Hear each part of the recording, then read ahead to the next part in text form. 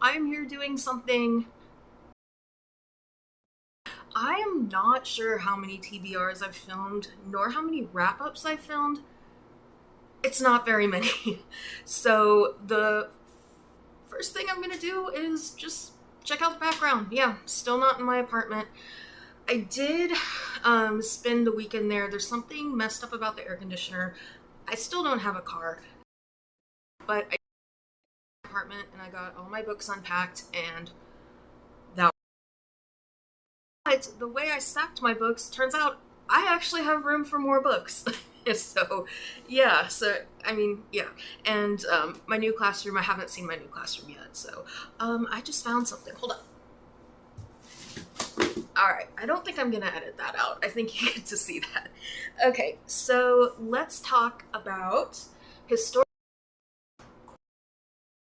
Now, this is 1500 to 1820, which is probably my second least favorite period of time to study.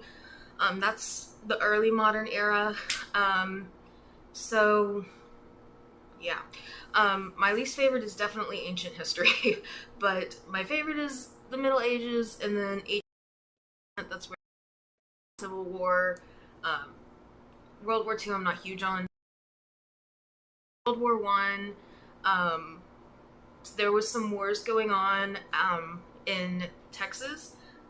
Obviously, the Texas Revolution, but there was also incidences, like we call it the War on the Border, where the Marines had to kind of like go in, and the Texas Rangers just had to stop the Mexicans from coming over and killing. So it's been around for a while.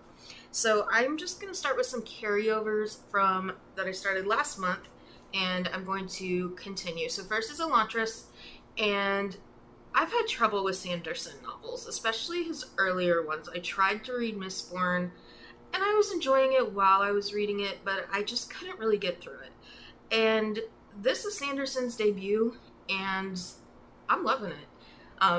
The main female character, Serene, reminds me a lot of Tress, but this book, really, I can see why Sando's never been adapted. I think his stuff would work well in an anime, probably, because there's that whimsy there. I mean, Serene's best friend is like a glowing ball. But Trust might work well in live action, but other than that, I don't know. So I'm going to continue Elantris, and I'm reading that one also for my Dusty Skeptic channel. Subscribe. Because there's a big emphasis on religion, but the religion is fake. So that's kind of cool. I mean, all religions are fake, but this religion, nobody in the real world actually ascribes to. Speaking of religion, two more carryovers. We've got the Quran, and see, they go blurry, so that's why I'm holding them, and the Bible. I am about halfway through the Quran, and the Bible, I just finished the book of Joshua, so I'm moving on to Judges.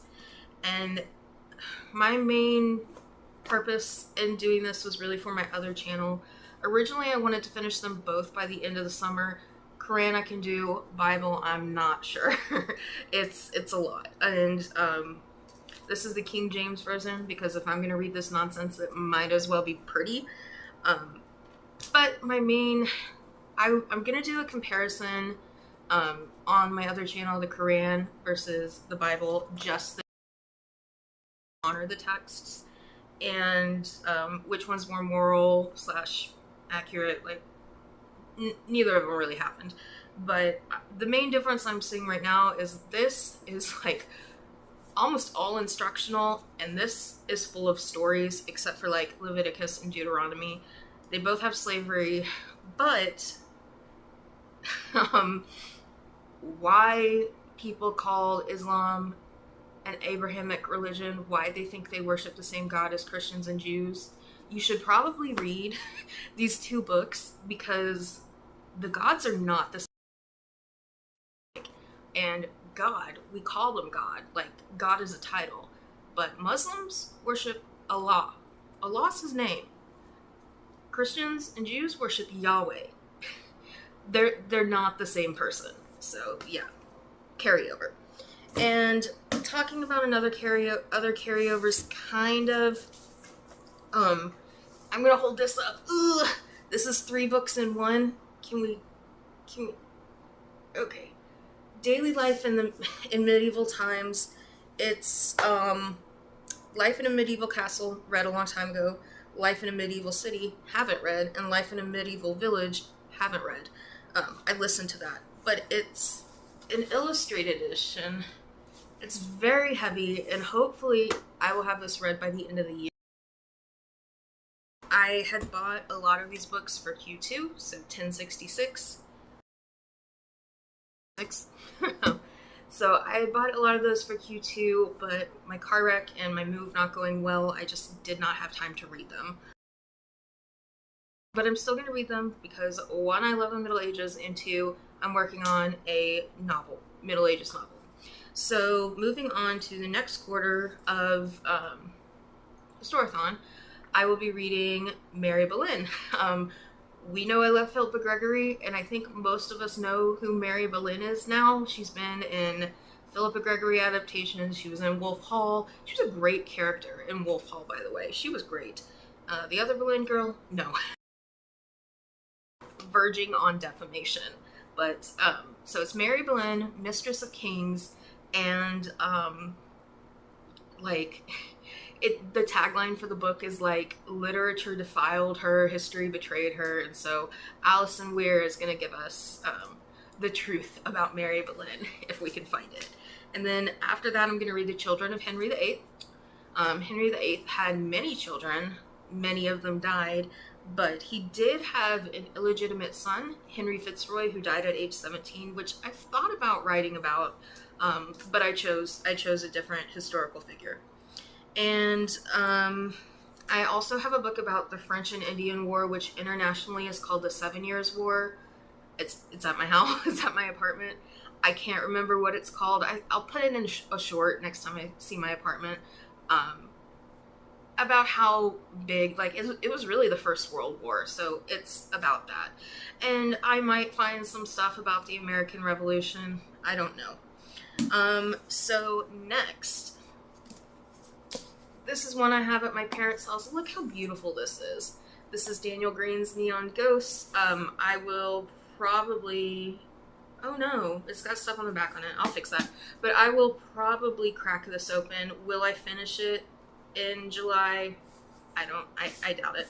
But yeah, so I will crack this one open. This is like... See, it's like, this is not... All this is not part of the decoration. So yeah. And then I have a library book out right now. I have Isaac's Storm because I went to Galveston recently. I go to Galveston all the time. It's kind of like a second home to me.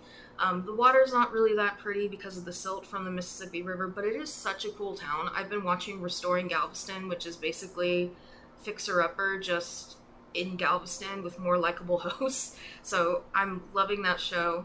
And so Isaac's Storm is about the 1900 hurricane, and a meteorologist back then, I think, named Isaac. I have that out on Libby right now. I might save it for Q4 because it was 1900, but that is the deadliest natural disaster in the history of the United States, and hardly anybody really knows about it.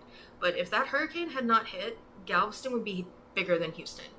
So Galveston's like 40 minutes outside Houston. It's a vacation town. Not that many people live there. They only have one high school, and it's really impoverished. But it has amazing old houses and tons of history, and it's just a really, really cool Gulf Coast city. New Orleans before New Orleans was New Orleans, I guess. It's kind of hard to describe. It's a great place. The food's good.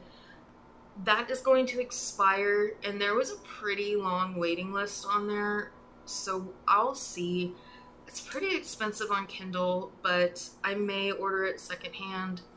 I don't know. I need it for a book I'm about to write, and I'm going to read it during Q4.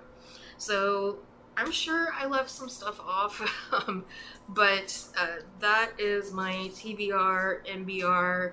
I never post this kind of stuff, so decided to be different. I don't know when I'm gonna get a car. I'm still waiting on the settlement to come in, but I need one because I have less than a month before I gotta be at my new school. So that's it, you guys. Thank you. Keep reading, keep writing, keep loving. Go subscribe to the Dusty Skeptic. Yes, it's focused on atheist content, but obviously I'm reading the Bible and the Quran, so maybe I do know what I'm trying to talk about on there. So, see you guys.